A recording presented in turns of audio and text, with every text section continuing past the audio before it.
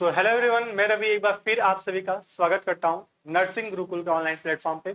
आज की क्लास में हम बात करने वाले होंगे सर मॉडल पेपर 7 की, ठीक है, जो कि आपके एम्स पैरामेडिकल एग्जाम के से काफी इंपॉर्टेंट होगा। आपको याद आ रहा होगा सर, हम लोग डे 1 से लेके डे 10 तक हम लोग यहाँ पे सॉल्व कर रहे थे पेपर, और इसमें हम लोग अलग अलग टाइप के मॉडल पेपर देखे थे। कुछ इजी थे, कुछ एवरेज के थे, कुछ मॉडरेट थे, कुछ हार्ड लेवल के भी थे। तो जो आज का जो मॉडल पेपर होने वाला है, मॉडल पेपर 7, ये काफी मतलब अच्छे लेवल के यहाँ पे क्वेश्चन आपको देखने को मिल जाएगा, ठीक है। और लास्ट क्लास आपको याद आ रहा होगा सर, लास्ट क्लास में हम लोग 2024 का क्वेश्चन पेपर सॉल्व किए थे। आई होप कि आप में से सभी बच्चे उस वीडियो को देख लिए होंगे और वहां से अपने आप को एनालिसिस कर लिए होंगे सर कि मेरा तैयारी कितना अच्छा चल रहा है कि नहीं चल रहा है, ठीक है। यानी कि ऑलमोस्ट 30 में से कई सारे बच्चों का मैं उन लोगों का कमेंट देखा, तो वहाँ पे ऑलमोस्ट जितने भी बच्चे थे 28 27 के नियर अबाउट बच्चे का क्वेश्चन यहाँ पे करेक्ट हो रहा था।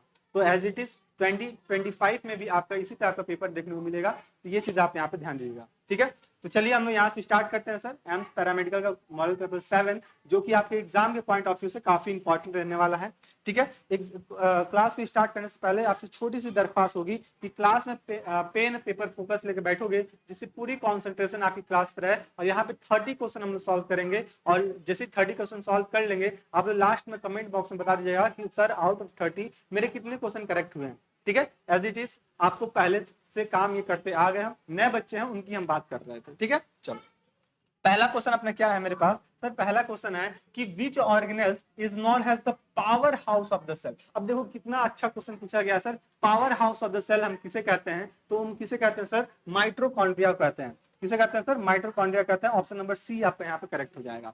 अब देखो एक चीज बात ध्यान देना कि सर अब जो भी क्वेश्चन आएंगे वो कहीं ना कहीं हम लोग पढ़ चुके होंगे, है ना, उसके कॉन्सेप्ट के बेसिस पे हम क्वेश्चन को सॉल्व कर चुके होंगे। और सेम टू सेम जब आप एग्जाम हॉल में बैठोगे, जब आपके सामने पेपर रहेगा, तो यही सब क्वेश्चन आपके पेपर में कहीं ना कहीं सर्कुलेट हो रहा होगा। ये बात आप यहाँ पे ध्यान दीजिएगा। अगर आपका यहाँ पे माइटोकॉन्ड्रिया करेक्ट हो रहा है, तो यानी कि अपने कॉपी में मार्क कर लीजिए सर, आप पहला क्वेश्चन सॉल्व कराए और पहला क्वेश्चन मेरा क्या हुआ सर? करेक्ट हुआ 1 का सी। 1 का सी आप यहाँ पे बता दोगे। सर राइबोसोम में बात करते हैं सर, प्रोटीन का सिंथेसाइज होता है, प्रोटीन का फॉर्मेशन होता है, ये चीज आप ध्यान रखना। न्यूक्लियस में क्या होता है सर? जेनेटिक मटेरियल होते हैं। जेनेटिक मटेरियल हो गया, या फिर कह लो सर क्रोमोसोम हो गया जेनेटिक मटेरियल। इसके हम जेनेटिक मटेरियल क्या बोलते हैं सर? डीएनए आरएनए कहते हैं, डीएनए आरएनए कहते हैं। या फिर कुछ लोग बोलते हैं सर इसी में क्या होता है सर? क्रोमोसोम की उपस्थिति होती है। तो ये भी चीज आप यहाँ पे कोरिलेट कर सकते हो, ठीक है। चलो क्वेश्चन नंबर 2 की बात करते हैं सर। क्वेश्चन नंबर 2 मेरे पास क्या है? चलो क्वेश्चन नंबर 2 है मेरे पास कि which vitamin deficiency cause the scurvy. अब कौन सी विटामिन होती है, किस विटामिन की कमी से स्कर्वी रोग हो जाता है? तो यहाँ पे हम विटामिन की बात करना है कि भैया किस विटामिन की कमी हो जाएगी हमारे बॉडी में तो स्कर्वी डिजीज हो जाएगा। तो ये चीज देखो, हम लोग कई दफा ये क्वेश्चन सॉल्व भी कर चुके थे, और यहाँ पे आया सर विटामिन सी की अगर कमी होती है ना, तो क्या होती है हमारी बॉडी में? स्कर्वी हो जाती है। दांतों में से क्या होता है सर? जर्म इन्फेक्शन हो जाते हैं, मसूड़े से खून आने लगती है, पायरिया एक तरह से हो जाता है। अच्छा एक चीज तो ये कंफर्म है सर, विटामिन सी की बात हो जाती है। दूसरा कॉन्सेप्ट और पूछे जाते हैं एग्जामिनर के थ्रू कि भैया बताओ जो स्कर्वी होता है, अगर कोई पर्सन है लॉन्ग टर्म अल्कोहल यूज कर रहा है, उसको भी कहीं ना कहीं स्कर्वी हो जाता है। तो ये बात आप यहाँ पे ध्यान रखिएगा। विटामिन डी, है ना, रैकेट्स हो जाते हैं, हड्डियां कमजोर हो जाती है। विटामिन ए से नाइट ब्लाइंडनेस हो जाता है। ये बात हम लोग देख चुके थे, समझ चुके थे। तो क्वेश्चन नंबर 2 का यहाँ पे करेक्ट ऑप्शन, जितने लोग बी बता रहे हो, यहाँ पे सभी का ऑप्शन यहाँ पे करेक्ट होने वाला है। क्वेश्चन नंबर 3 की बात करेंगे कि which enzyme is responsible for converting the starch into the maltose. अब देखो ये काफी अच्छा क्वेश्चन है। डाइजेशन से क्या भैया दे रहा है सर? स्टार्च को मेल्टोज में कन्वर्ट करने के लिए किस एंजाइम की आवश्यकता पड़ेगी? क्या लाइपेज, अमाइलेज, प्रोटीएज या फिर सेलुलेज, है ना। तो यहाँ पे हम एंजाइम की बात कर रहे हैं, इसमें स्टार्च को मेल्टोज में कन्वर्ट करने के लिए हमारे लिए जो एंजाइम की रिस्पॉन्सिबिलिटी होगी, आवश्यकता होगी, वो होती है सर एमाइलेज की। किसकी होगी सर? एमाइलेज की होगी। यानी कि ऑप्शन नंबर आपका यहाँ पे बी करेक्ट हो जाएगा। ऑप्शन नंबर आपका यहाँ पे 3 का बी करेक्ट होने वाला होगा। तो यहाँ पे जितने लोग बी बता रहे हो उन सभी का ऑप्शन यहाँ पे करेक्ट होगा, और अपने कॉपी में मार्क कर लिया सर, मेरा एक और क्वेश्चन यहाँ पे करेक्ट हो चुका। चलिए क्वेश्चन नंबर 4 की बात कर लेते हैं सर। क्वेश्चन नंबर 4 है अपने पास कि the heart chamber that pump the oxygenated blood to the body is. अब बात करना है सर, ऐसा हृदय का वह कक्ष जो शरीर में ऑक्सीजन युक्त रक्त पंप करते हैं। अब इसे हम क्या कहते हैं? तो क्या ये राइट आर्टरियम होते हैं, लेफ्ट वेंट्रिकल्स होते हैं, राइट वेंट्रिकल होते हैं या फिर लेफ्ट आर्ट्रियम होते हैं? आपको पता है सर, ह्यूमन की अगर हार्ट की बात करते हैं, ह्यूमन हार्ट्स की बात करते हैं, तो ये कितने चैम्बर होते हैं इसमें? सर 4 चैम्बर होते हैं। कितने चैम्बर होते हैं भैया? 4 चैम्बर होते हैं। ये बात आपको क्लियर है सर? अगर हम चैम्बर की बात करते हैं तो कुछ इस टाइप के आपको चैम्बर देखने को मिल जाते हैं सर। राइट, आप बताओ sir, right article, right, sorry right article, और यहाँ पे क्या बताओगे सर? इसको बताओगे सर लेफ्ट आर्टिकल, आप बताओगे राइट वेंट्रिकल और लेफ्ट वेंट्रिकल। अब यहाँ पे देखो हमको क्या बोल रहा है सर, ऑक्सीजनेटेड ब्लड किसमें से जाएगा? तो ऑक्सीजनेटेड ब्लड तो यहाँ से सभी, यहाँ पे डीऑक्सीजनेटेड ब्लड आ रहा था, superior vena cava, inferior vena cava, फिर ये जाता था किसके पास? लिवर, लंग्स के पास, फिर ये लंग्स से ऑक्सीजनेटेड ब्लड आएगा राइट आर्ट्रियल में, और फिर राइट वेंट्रिकल में से अयोटा के माध्यम से पूरे बॉडी में क्या होगा सर? ऑक्सीजनेटेड ब्लड सप्लाई हो रहा होगा। तो यहाँ पे अपना करेक्ट ऑप्शन नंबर बी यहाँ पे करेक्ट हो जाएगा। अच्छा, इसके बिहाफ में और क्वेश्चन क्या पूछा जा सकता है आपसे? तो भैया बताओ कि 2 चैम्बर हार्ट किसमें देखने को मिलता है सर? 2 chamber heart. तो 2 चैम्बर हार्ट की बात करते हैं तो ये मछलियों में देखने को मिलता है सर, फिशेस में। अगर 3 चैम्बर हार्ट की बात करते हैं सर, 3 चैम्बर की बात करते हैं, ये हमको किसमें देखने को मिलता है सर? आपके रेप्टाइल्स हो जाते हैं, रेप्टाइल्स, और एम्फीबियंस में भी हम बात कर सकते हैं सर यहाँ पे। और 4 चैम्बर में ह्यूमन हार्ट हो जाता है, और साथ ही ह्यूमन का क्या है सर? मैमल्स और बर्ड्स, है ना, बर्ड्स और मैमल्स में। तो ये कंडीशन आप यहाँ पे ध्यान में रखिएगा, ठीक है। ऑप्शन नंबर बी आपका यहाँ पे क्या होगा सर? करेक्ट हो जाएगा। क्वेश्चन नंबर 5 की बात कर लेते हैं कि the process by which the plant losses water, क्या दे रहा है सर? ऐसा प्रोसेस, ऐसे प्रक्रिया बताइए जिसमें जो पौधे होते हैं पानी को लॉस करते हैं, थ्रू किसके थ्रू? लिप्स के थ्रू, पत्तियों के थ्रू। हिंदी में देख लेते हैं सर, पौधे पत्तियों के माध्यम से पानी खोने की प्रक्रिया को क्या कहते हैं? तो इसको क्या कहते हैं सर? ट्रांसपायरेशन कहते हैं, रेस्पायरेशन कहते हैं, फोटोसिंथेसिस कहते हैं, या फिर एक्सक्रीशन कहते हैं। एक्सक्रीशन में क्या होता है sir? Nitrogenous waste material, nitrogenous waste material क्या करते हैं सर? रिलीज करते हैं outside the body. Waste material को क्या करते हैं सर? रिलीज करते हैं, release outside the body, outside the body. आपको पता है सर ह्यूमन का जो एक्सक्रीटरी वेस्ट प्रोडक्ट क्या होता है? तो ह्यूमन का अगर बात करते हैं, अच्छा यहां से चलते हैं, अमोनिया। अमोनिया कौन कर रहा होता है? अमोनिया के लिए जितने भी एक्वेटिक एनिमल्स होते हैं, एक्वेटिक इंसेक्ट होते हैं, एक्वेटिक इंसेक्ट, ठीक है, वो क्या होता है? अमोनिया। यूरिक एसिड की बात करते हैं सर, यूरिक एसिड की बात करते हैं तो कौन होते हैं सर? बर्ड्स हो जाते हैं। और यूरिया की अगर बात करते हैं, यूरिया की, तो ये क्या हो जाते हैं सर? ह्यूमन हो जाते हैं, और कुछ आपके, ठीक है। तो ये कंडीशन ध्यान रखिएगा। प्लांट में अगर वाटर का लॉस हो रहा है तो उस प्रोसेस को हम ट्रांसपायरेशन का नाम देंगे। क्या बोलेंगे सर? ट्रांसपायरेशन का नाम देंगे। और फोटोसिंथेसिस क्या होता है सर? फॉर्मेशन ऑफ फूड, है ना, फॉर्मेशन ऑफ फूड किसके प्रेजेंस में सर? सनलाइट के प्रेजेंस में, है ना, सनलाइट के प्रेजेंस में फूड का फॉर्मेशन हो रहा है, तो उसको हम क्या बोलते हैं सर? फोटोसिंथेसिस का नाम देते हैं। ऑप्शन नंबर ए आपका यहाँ पे क्या होगा सर? करेक्ट हो जाएगा। बढ़ते हैं सर क्वेश्चन नंबर 6 पे। ये सारे कॉन्सेप्ट अपने कॉपी में इसको नोट करते चलिएगा, रिवीजन में काफी अच्छा काम देगा।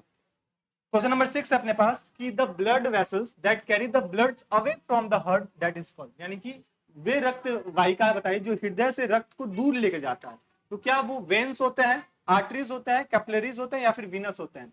यहाँ पे जो आपका करेक्ट ऑप्शन हो जाएगा सर, ब्लड को बाहर दूर लेके जा रहा है तो आपके कहीं ना कहीं आर्टरीज की बात हम यहाँ पे करेंगे, धमनियां यहाँ पे आपका क्या होगा सर? करेक्ट हो जाएगा।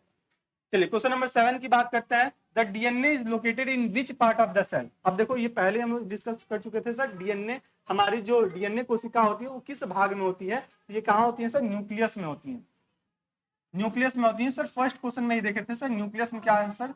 जेनेटिक मटेरियल है। अब वो जेनेटिक मटेरियल चाहे हम डीएनए की बात करें या फिर हम आरएनए की बात करें, है ना, बात अपनी यहाँ पे क्या होगी सर? करेक्ट हो जाएगी। या फिर आप क्रोमोसोम बोल दो, तभी भी आपका यहाँ पे काम सही हो जाएगा सर। न्यूक्लियस आपका यहाँ पे क्या होगा सर? करेक्ट ऑप्शन हो जाएगा, ऑप्शन नंबर बी, ठीक है। माइटोकॉन्ड्रिया हमने देख ही लिया, राइबोसोम, वहां पे प्रोटीन की सिंथेसाइज होती है, ये भी बात हमने यहाँ पे देख लिए थे सर, समझ लीजिए। क्वेश्चन नंबर 8 की बात करेंगे कि which of the following the non communicable disease. अच्छा, नॉन कम्युनिकेबल डिजीज क्या होता है? डिजीज दो टाइप के होते हैं, एक कम्युनिकेबल डिजीज होता है, एक नॉन कम्युनिकेबल डिजीज होता है। कम्युनिकेबल डिजीज मतलब कि ऐसे बीमारी जो इन्फेक्टेड पर्सन से अनइन्फेक्टेड पर्सन में ट्रांसमिट हो जाता है। जैसे कोविड हुआ था, तो कोविड जैसे पर्सन में होता था वो इन्फेक्टेड पर्सन हो गया, इसके कांटेक्ट में जो भी अनइन्फेक्टेड पर्सन आएगा, नॉर्मल पर्सन आएगा, वो उसके म्यूकस से, फ्लूइड से, है ना, ट्रांसमिट हो जाता था।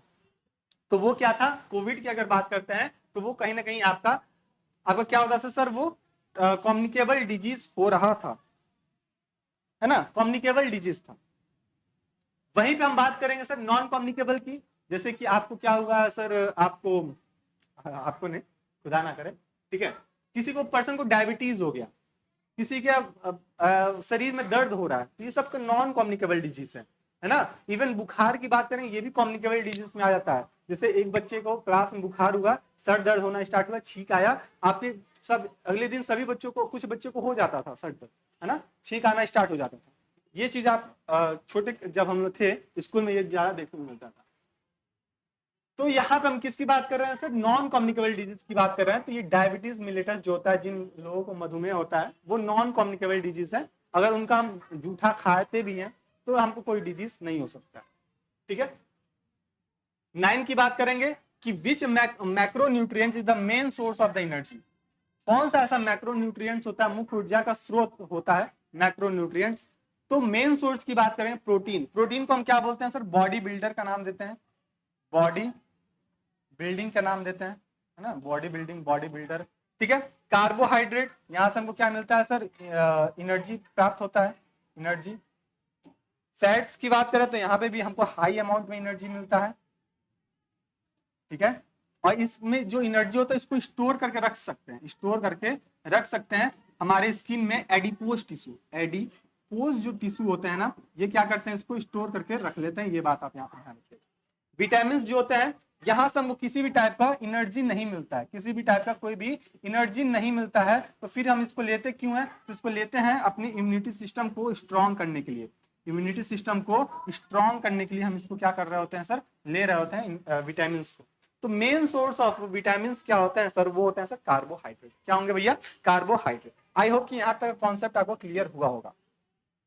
चलिए 11-12 देख लेते हैं, फिर आपको एक इंपॉर्टेंट बात बतानी है। 11-12 की बात करेंगे। 11 की, the main function of the white blood cell is. अब देखो WBC को और किस नाम से जानते हैं सर, WBC को ल्यूकोसाइट्स के नाम से जानते हैं। इसकी लाइफ स्पेन की बात करें तो 2 से 6 दिनों की होती है। इसका मेन काम क्या होता है, तो हम क्या बोलते हैं, बॉडी सोल्जर का नाम देते हैं, है ना। अब देखो कैरी ऑक्सीजन, ऑक्सीजन कैरी करने के लिए कहीं ना कहीं RBC की रिस्पॉन्सिबिलिटी होती है, जहां पे क्या होता है सर, हीमोग्लोबिन होता है। क्लॉट ब्लड, है ना, रक्त को जमा करने के लिए, तो वहां पे क्या होता है सर, प्लेटलेट होते हैं, ठीक है, thrombocyte. Defence against the infection, transport the nutrient, ये RBC का ही ये काम होता है, ठीक है।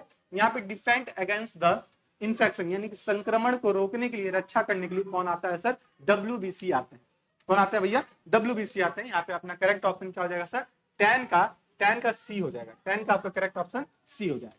11 की बात कर लेते हैं। The large intestine is the mainly response for. अब जो लार्ज इंटेस्टाइन होता है, इसका मुख्य कार्य क्या होता है, किसकी जिम्मेदारी होती है, तो आप एक चीज बात ध्यान रखना कि फूड का डाइजेशन, फूड का एब्जॉर्प्शन की बात करेंगे, एब्जॉर्प्शन, और मेनली डाइजेशन की बात करें तो वो कहां होता है, एब्जॉर्प्शन में कहां होता है सर, स्मॉल इंटेस्टाइन में होता है, स्मॉल इंटेस्टाइन में होता है।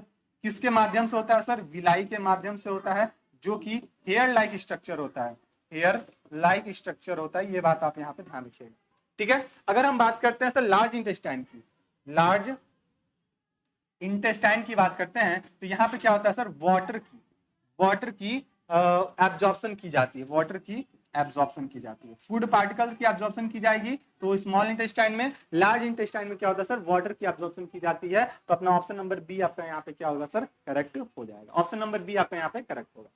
चलो आगे बात कर लेते हैं सर, क्वेश्चन नंबर 12 की। 12 देख लेते हैं सर कि विच part of the brain control the balance of and coordinates. Brain का ऐसा कौन सा हिस्सा होता है जो कि हमारे बॉडी को बैलेंस करके काम रखता है, रखने का काम करता है।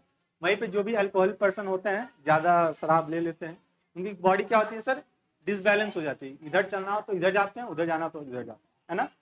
आपने देखे भी होंगे। तो वहां उनका कौन सा ऐसा बॉडी पार्ट्स है जो कि कंट्रोल कर रहा होता है, तो वो होता है सर सेरिब्रम। क्या होता है सर, सेरिब्रम होता है, जो कि बॉडी को कंट्रोल करने का काम करता है, बैलेंस और कोऑर्डिनेट करने का काम कर रहा होता है। मेड्यूला ऑब्लंगाटा, रेस्पिरेशन, एंग्री, ये सब आप यहाँ पे ध्यान रख सकते हो। 13 की बात कर लेते हैं। The energy for the cellular activity is directly provided by. अब हमारे सेल में जो एनर्जी मिलना है वो कहाँ से मिलेगा, किसके माध्यम से मिलेगा? क्या एटीपी है, ग्लूकोज है ना, ऑक्सीजन है, NADH है, NADH है। तो हमारे बॉडी में, हमारे सेल में जो डायरेक्ट फॉर्म में जो एनर्जी मिल रहा होगा वो किसके माध्यम से मिलेगा सर? एटीपी के माध्यम से मिलेगा। कहाँ मिलेगा? एटीपी के माध्यम से मिलेगा। एटीपी का फुल फॉर्म क्या होता है sir? Adenosine triphosphate, adenosine triphosphate. ठीक है, ये होता है। ये सर बनता कहाँ है? तो ये बनता है सर माइटोकॉन्ड्रिया में, माइटोकॉन्ड्रिया में बनता है, जिसको क्या बोलते हैं sir? Power house of the cell कहते हैं। और एटीपी को क्या बोलते हैं सर? करेंसी ऑफ एनर्जी का भी नाम हम यहाँ पे देते हैं। तो ऑप्शन नंबर ए आपका 13 का यहाँ पे क्या होगा सर? करेक्ट हो जाएगा। चलो बढ़ते हैं 15 पे। 14 है कि which blood group is called the universal recipient. ये देखो, ये ब्लड ग्रुप से हर बार क्वेश्चन पूछे जाते हैं, चाहे यूनिवर्सल डोनर पूछा जाए या यूनिवर्सल रिसेप्टर पूछा जाए। ठीक है, तो यहाँ पे दिया है सर, क्या आपको कई दफा बताया है। एक क्या कीजिएगा, एक फ्लो डायग्राम बनाइएगा, ए बी, इसको जोड़ के ए बी और यहाँ पे ओ, तो एरो बनाइए, इसको जोड़िए इसमें और इसमें, तो क्या दिखेगा हमको? ये दिखेगा सर ओ से चारों तरफ एरो जा रहा है, तो उसको क्या बोलते हैं सर? डोनर कहते हैं। एरो सबके पास किसके पास आ रहा है सबसे चारों तरफ से? तो ए बी के पास आ रहा है, तो ये क्या होता है सर? रिसेप्टेंट होता है, रिसेप्टेंट होता है। ठीक है, तो हमको क्या पूछा है सर? रिसेप्टेंट पूछा है। तो यहाँ पे जो अपना करेक्ट आंसर हो जाएगा वो क्या हो जाएगा सर? ए बी हो जाएगा। क्या हो जाएगा सर? ए बी होगा। और ये 4 टाइप के आपका ब्लड ग्रुप देखने को मिलता है। ब्लड ग्रुप की डिस्कवरी किसने की थी सर? Linnaeus, Carolus Linnaeus. आप यहाँ पे 15 की बात कर लेते हैं। The main excretory organ in human में जो मेन एक्सक्रीटरी ऑर्गन होते हैं, है ना, वो कौन से होते हैं? क्या लीवर होते हैं, किडनी होते हैं, लंग्स होते हैं, स्किन होते हैं? तो बाकी के जितने भी ऑर्गन आपके सामने रखे गए हैं, ये भी कहीं ना कहीं नाइट्रो वेस्ट मटेरियल को बॉडी से बाहर में रिमूव करने का काम करते हैं। जैसे अगर स्किन की बात करते हैं तो हमारी स्किन से पसीना निकलता है ना, तो वो भी न कहीं हमारे बॉडी से टॉक्सिक सब्सटेंस बाहर निकल रहा है। अगर हम लंग्स की बात करते हैं तो हमारे लंग्स से भी वेस्ट मटेरियल निकलता है। कौन सा? Carbon dioxide. ठीक है, तो ये भी एक्सक्रीटरी का काम कर रहे होते हैं। लीवर है, अमोनिया को यूरिया में कन्वर्ट कर रहा है, और भी सारे टॉक्सिक काम हो रहे होते हैं। लेकिन हम मेन एक्सक्रीटरी ऑर्गन की बात करें, वो क्या होता है सर? किडनी होता है। क्या होता है? किडनी होता है। आपसे क्वेश्चन पूछा जाएगा कि किडनी का स्ट्रक्चरल यूनिट क्या होता है? स्ट्रक्चरल यूनिट क्या होता है? तो ये होता है सर नेफ्रॉन। क्या होता है? नोट कीजिएगा, नेफ्रॉन होता है। लेकिन वहीं पे लंग्स की बात करते हैं, इसकी स्ट्रक्चरल यूनिट ये क्या होता है सर? एल्वियोलाई होता है, एल्वियोलाई होता है। ठीक है, ये चीज आप यहाँ पे ध्यान दीजिए। अच्छा, लीवर को क्या बोलते हैं सर? बीजी ग्लैंड कहते हैं सर, बीजी ऑर्गन है ना, सॉरी बीजी ऑर्गन कहते हैं। साथ ही साथ इसको बायोकेमिकल लैबोरेटरी का भी नाम देते हैं, बायोकेमिकल लैब का भी नाम देते हैं। ये चीज आप यहाँ पे ध्यान रखिए, क्योंकि ऑलमोस्ट रिएक्शन जो होता है वो हमारे लीवर में ही हो रहा होता है। चलो यहाँ पे जो करेक्ट ऑप्शन हो जाएगा, ऑप्शन नंबर बी यहाँ पे करेक्ट हो जाएगा। 16 की बात कर लेते हैं कि which vitamin is the synthesised in the skin in the presence of the sunlight. अब कौन सा ऐसे विटामिन होती है कि धूप की उपस्थिति में हमारे त्वचा में संश्लेषण होता है? तो हम धूप, सनलाइट एनर्जी किसको बोलते हैं सर? सनलाइट, जो कि सनलाइट से मिलता है वो होता है सर विटामिन डी। क्या होता है सर? विटामिन डी होता है। और इसकी डिफिशियंसी हो जाती है तो रैकेट्स हो जाते हैं, हड्डियां कमजोर हो जाती हैं। ये अलग अलग टाइप के आपको डिजीज देखने को मिल जाते हैं।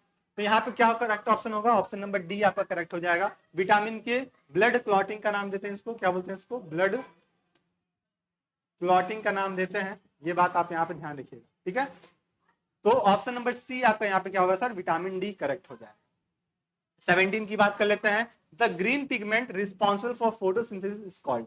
अब देखो, प्लांट में कौन से ऐसे पिगमेंट होते हैं जो कि फोटोसिंथेसिस यानी प्रकाश संश्लेषण करने के लिए जिम्मेदार होते हैं?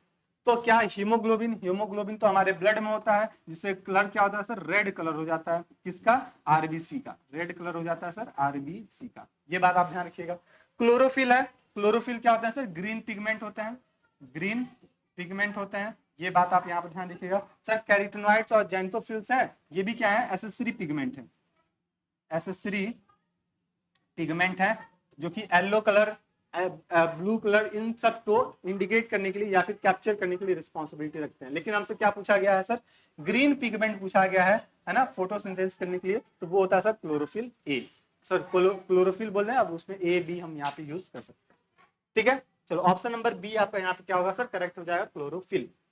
18 की बात कर लेते हैं। 18 क्या है अपने पास कि which blood vessels connect the arteries to vein. अब ऐसा कौन सा ब्लड वेसल्स होता है जो कि आर्टरीज को वेन से कनेक्ट करने का काम कर रहा होता है? तो क्या कैपिलरीज, वेनस, आर्टरियोलस, लिम्फ वेसल्स। तो हम यहाँ को क्या बताना है सर कि ऐसे वेसल जो कि आर्टरी को वेन से कनेक्ट करता है, तो यहाँ पे क्या होते हैं सर? कैपिलरीज होते हैं, यानी कोशिकाएं जो होती हैं, छोटी छोटी कोशिकाएं होती हैं जो कि आर्टरीज को वेन से कनेक्ट करने का काम कर रही होती हैं। तो ऑप्शन नंबर ए आपका यहाँ पे क्या होगा सर? करेक्ट हो जाएगा। 19 की बात कर लेते हैं। The hormone insulin is secreted by. ये जो हार्मोन इंसुलिन है ये कहाँ सिक्रीट होता है? तो भैया पैनक्रियास से होता है। कई दफा आपको बताया पैनक्रियास से। पैनक्रियास का कौन सा सेल? बीटा सेल, है ना, बीटा सेल। और क्या बताए थे? Islets of Langerhans, islets of Langerhans. ये बात आप यहाँ पे ध्यान रखिएगा। अच्छा, एक क्वेश्चन बीटा सेल का तो ठीक है भैया, पैनक्रियास का यहाँ पे करेक्ट हो गया, लेकिन अल्फा सेल भी होता है यहाँ पे। अल्फा सेल से क्या होता है सर? अल्फा सेल से ग्लाइकोजन, ग्लाइकोजन यहाँ से सिक्रीट होता है। ये बात आप यहाँ पे ध्यान रखिएगा। पिट्यूटरी ग्लैंड आ गया आपका, मास्टर ग्लैंड कहते हैं। थायराइड ग्लैंड हो गया, हमारे मेटाबॉलिक एक्टिविटी को कंट्रोल करने का काम करता है। अगर ठीक है, अगर आयोडीन की कमी हो जाता है तो यहीं पे घेंगा रोग हो जाता है आयोडीन थायराइड ग्लैंड में ही। इसका शेप जो होता है बटरफ्लाई शेप होता है। ठीक है, एड्रिनल ग्लैंड से fight and flight hormone epinephrine होता है, ये सीक्रेट होता है। ये चीज आप यहाँ पे ध्यान में रखिएगा। आगे बात कर लेते हैं सर क्वेश्चन नंबर 20 है the sites of the protein synthesise in the cell. क्या दे रहा है? कोशिका में प्रोटीन संश्लेषण की जगह कहाँ होती है? ये चीज हम लोग पहले ही बात कर चुके थे। ये कहाँ होती है सर? राइबोसोम में होती है। कहाँ होती है sir? Option number B, ribosome. अपने यहाँ पे क्या होगा सर? ऑप्शन करेक्ट हो जाएगा, ऑप्शन नंबर बी। चलो 21 है अपने पास। 21 है कि which vitamin deficiency cause the rackets in the children. ये देखो रैकेट्स वाले क्वेश्चन अभी आए थे, अभी हम लोग डिस्कस किए भी थे विटामिन डी जब बात कर रहे थे। तो यहाँ पे अपना ऑप्शन नंबर डी करेक्ट हो जाएगा कि अगर हम बच्चों को में धूप नहीं दिखाया, जैसे न्यू बॉर्न बेबी होता है ना, तो डॉक्टर बोलते हैं कि सुबह का धूप में इनको रखना 5 मिनट, 10 मिनट, आधा घंटा, जो भी है। तो इसका मतलब क्या हुआ? उसकी जो हड्डियां हैं कमजोर ना हो, रैकेट्स ना हो, तो वहां पे हमको उस बच्चे को विटामिन डी भरपूर मात्रा में मिल जाए। तो विटामिन डी आपका यहाँ पे क्या होगा सर? करेक्ट हो जाएगा। चलो आगे बढ़ते हैं हम लोग 22 पे। 22 अपने पास, the function of the xylem is to. अब देखो जाइलम का फंक्शन आया, और जाइलम आपको कितनी दफा बताए थे? जितने लोग भूल गए, आयोग की भूले तो नहीं होगे। ये क्या? वेस्कुलर सिस्टम की अगर बात करते हैं, वेस्कुलर सिस्टम की बात करते हैं, तो ये दो टाइप का हमको देखने को मिलता है। एक होता है सर जाइलम, और एक होता है सर क्या? फ्लोयम, है ना, याद आ रहा है? जाइलम को हिंदी में कैसे लिखते हैं सर? ज से लिखते हैं, और ज से हिंदी में ज से ही हम लोग जल भी लिखते हैं, यानी कि वाटर भी लिखते हैं। ठीक है, तो ज आया यानी कि वाटर की बात कर रहे हैं। फ्लोयम, फ्लोयम को कैसे लिखते हैं सर? फ से लिखते हैं। तो फ्लोयम से क्या होता है सर? फ से फूड, ज से जल यानी कि जाइलम, फ से फूड यानी कि फ्लोयम। तो हमको क्या पूछ रहा है सर? जाइलम पूछ रहा है। अब आंख बंद करके बताओ कि भैया ट्रांसपोर्ट ऑफ वाटर और मिनरल्स की बात हम यहाँ पे करेंगे। ठीक है, ऑप्शन नंबर बी आपका यहाँ पे करेक्ट हो जाएगा।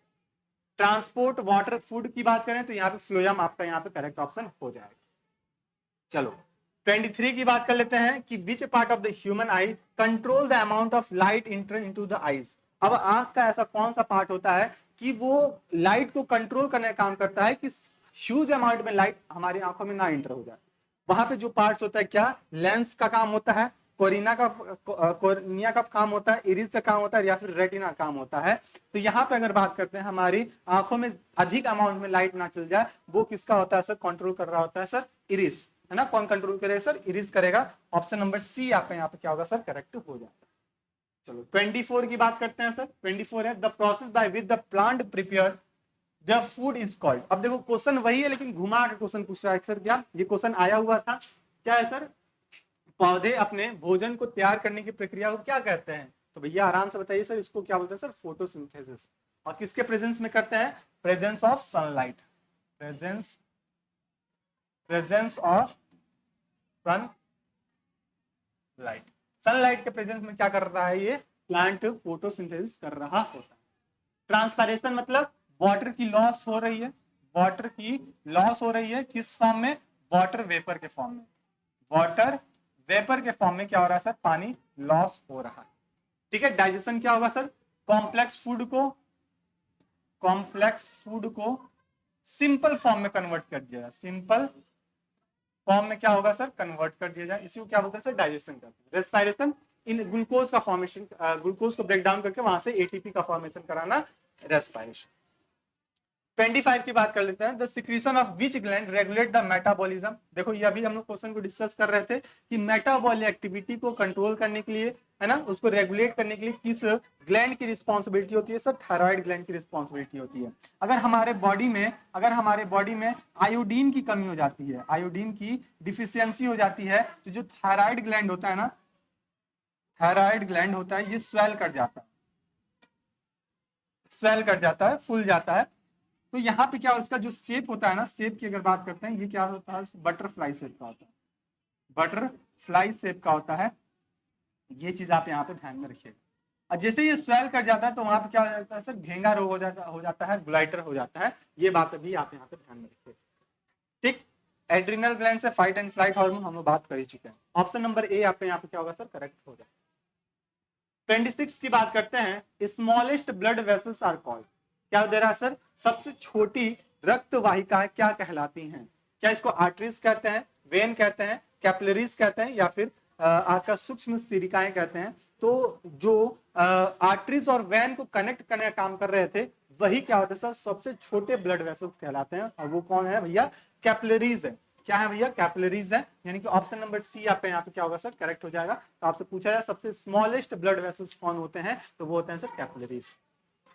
27 की बात करते हैं। The process of programme cell death is called. क्या दे रहा है? काफी इंपॉर्टेंट क्वेश्चन है, ठीक है, काफी इंपॉर्टेंट क्वेश्चन है, इसको यहाँ पे इंपॉर्टेंट लगाइएगा। क्या है सर? प्रोग्राम सेल डेथ को क्या कहते हैं? जैसे हम सपोज कीजिए जैसे कि आरबीसी है, आरबीसी भी तो एक सेल ही, रेड ब्लड सेल। इसका जो लाइफ स्पैन होता है, तो भैया आप बताओगे लाइफ स्पैन कितना होता है? तो 120 डे का होता है, 120 डेज। जैसे 120 डेज हुआ, ये सेल क्या हुआ सर? मर गया। कहाँ मरा? तो स्प्लीन में आके मर गया। कहाँ मरा? इसकी डेथ कहाँ हुई? तो हुई स्प्लीन में। जिसको क्या बोलते हैं sir? Graveyard of RBC, graveyard of RBC का नाम देते हैं। जहां पे आरबीसी आके क्या हो गया? मर गया। यानी कि 120 दिन जैसे हुआ तुरंत आके आरबीसी मर गया, फिर नया आरबीसी बन के तैयार हुआ। ये पहले से प्लान फिक्स है कि भैया 120 दिन जैसे ही होगा सेल मर जाएगा। डब्ल्यूबीसी है 2 से 6 दिन जैसे ही होगा सेल मर जाएगा, है ना। हमारे बॉडी में भी इसी तरह बहुत सारे सेल हैं जो कि पहले से प्रोग्राम्ड है। इनके लाइफ साइकिल जैसे कंप्लीट होगा, सेल मर के वहां पे दूसरा सेल आ जाएगा। इस प्रोसेस को क्या कहते हैं? इस प्रोसेस को कहते हैं एपोप्टोसिस। क्या बोलते हैं इसको? एपोप्टोसिस का नाम देते हैं। ये बात आप यहाँ पे ध्यान रखिएगा। अगर कैंसर सेल डेथ हो रहा है तो उसको नेक्रोसिस का नाम दे देते हैं, अभी उसको छोड़ दीजिए। एपोप्टोसिस क्या होता है सर? कि अगर प्रोग्राम सेल की डेथ की जा रही है तो उसको एपोप्टोसिस का नाम देते हैं। ऑप्शन नंबर सी आपका यहाँ पे क्या होगा सर? करेक्ट हो जाएगा। ये कॉन्सेप्ट अपने कॉपी में नोट कर लीजिएगा। 28 देख लेते हैं सर। 28 है the functional unit of kidney is. अब देखो ये वाले क्वेश्चन भी अभी हम लोग कुछ क्वेश्चन पहले ही हम किए थे। क्या कि फंक्शनल किडनी के फंक्शनल यूनिट को क्या कहते हैं? तो वो होता है सर नेफ्रॉन कहलाते हैं। इसको क्या कहते हैं? इसको नेफ्रॉन कहते हैं, ठीक है। ओ सॉरी, न्यूरॉन कहते हैं ना, न्यूरॉन कहते हैं। नेफ्रॉन किसका होता है? नर्वस सिस्टम का होता है। इसके लिए सॉरी है आपके लिए, ठीक है। नर्वस सिस्टम, हमको लगा कि यहाँ पे हुआ है, ठीक है। तो चलो, नेफ्रॉन किसका होता है सर? नर्वस सिस्टम का होता है। न्यूरॉन किसका होता है सर? किडनी का होता है, ठीक है। चलो 29 की बात कर लेते हैं सर। ऑप्शन नंबर यहाँ पे आपका सी करेक्ट होगा, ध्यान दीजिएगा। 28 का आपका सी करेक्ट हो जाएगा। The process of oxygen and carbon dioxide exchange take place in. जैसे क्या होता है, बोलते बोलते ना टंग स्लिप हो जाता है। तो बोलना तो दिमाग से आया तो सही चीज, लेकिन यहाँ से निकला कुछ और जो दिमाग में चल रहा होता है, ठीक है। ये अक्सर हो जाता है लोगों के साथ। 29 की बात कर रहे हैं कि ऑक्सीजन और कार्बन डाइऑक्साइड को एक्सचेंज करने का किस वाले प्लेस पे ये एक्सचेंज किए जाते हैं? तो क्या ब्रोंचाई में होते हैं, एल्वोलाई में होते हैं, ट्रेकिया में, या फिर लैरिंग्स में? अच्छा, लैरिंग्स को हम क्या बोलते हैं? वाइस बॉक्स कहते हैं। वाइस बॉक्स का नाम देते हैं, वाइस बॉक्स का, ठीक है। ट्रेकिया में क्या होता है सर? कार्टिलेज होते हैं, कार्टिलेज होते हैं, सीर रिंग लाइक स्ट्रक्चर होते हैं। ये बात भी आप यहाँ पे ध्यान रखिएगा। जहां पे एक्सचेंज किए जाते हैं वो क्या कहलाते हैं सर? एल्वोलाई कहलाते हैं। क्या कहलाते हैं? एल्वोलाई कहलाते हैं। ऑप्शन नंबर बी आपके यहाँ पे क्या होगा सर? करेक्ट होगा। आज का अपना लास्ट क्वेश्चन होगा, the largest part of the human brain is. अब देखो ह्यूमन ब्रेन का सबसे लार्जेस्ट पार्ट क्या कहलाता है? तो वो होता है सर सेरेब्रम। क्या होता है सर? सेरेब्रम। सेरिबेलम अब मत कहिएगा, सेरिब्रम कहलाता है, ठीक है। तो ऑप्शन नंबर ए आपका यहाँ पे करेक्ट हो जाएगा। अब कुछ बातें हैं जो आपको पहले ही बता देनी चाहिए थी, लेकिन अभी बता देते हैं कि अभी तक आपका तैयारी कम है, ठीक है, और चाहते हो क्या कि हमको अच्छे से और प्रिपरेशन करना, तो आप बैच को ले सकते हो, ठीक है। सबसे पहले आप क्या करोगे, टारगेट गुरुकुल मोबाइल ऐप को डाउनलोड करोगे, वहां पे आप एग्जाम में अपने सेलेक्ट करना नर्सिंग गुरुकुल, और फिर आपको ये पैम्पलेट मिल जाएगा, यहाँ पे थंबनेल मिल जाएगा एम्स पैरामेडिकल का, जिसमें कंप्लीट प्रिपरेशन का पैकेज आपको देखने को मिलेगा। इसमें फीचर्स क्या है सर, आप जो भी बच्चे ऐप को डाउनलोड के इससे रजिस्टर्ड हुए हैं तो उनको एक मॉक टेस्ट फ्री मिलेगा। अगर जो बैच वाले बच्चे हैं, ठीक है, उनको क्या मिलेगा सर, 5 मॉक टेस्ट का और आपको ऑप्शन मिल जाएगा। साथ ही साथ 20 मॉडल पेपर का हर सब्जेक्ट का आपको देखने को मिल जाएगा। ठीक है, ये बात तो हो गई।